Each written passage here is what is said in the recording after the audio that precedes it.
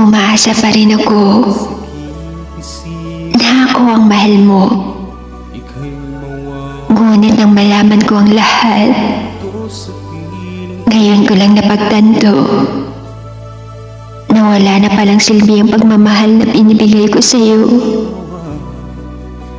Masakit man isipin na hindi na ako ang iyong gusto at hindi na ako yung taong hahanap-hanapin mo.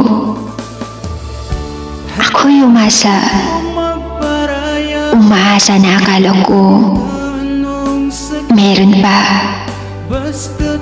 Umaasa na akala ko ako pa.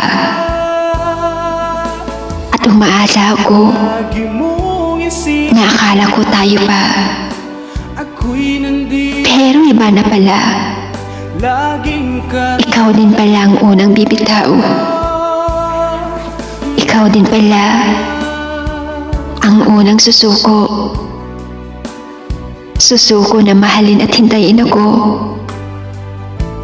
Pangako mong hindi kita iiwan at tayo hanggang dulo.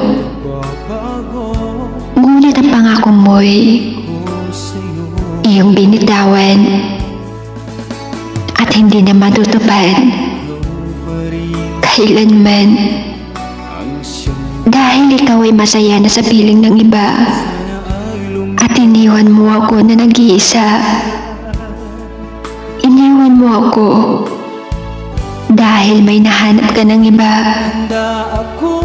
Siguro nga isasara ko na ang libro nating dalawa,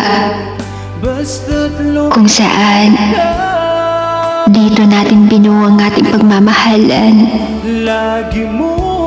O isasara ko na, pero hindi ang aking puso. Ngunit umaasa ako na muli tayong magtagpo. Ang ating mga alaala ay buhay pa rin sa aking puso. Ngunit itong libro na ito ay magsisilbi na lang na isa ng kwento. Handa akong magparaya kahit na anong sakit, basta't lumigaya ka. Lagi mong isip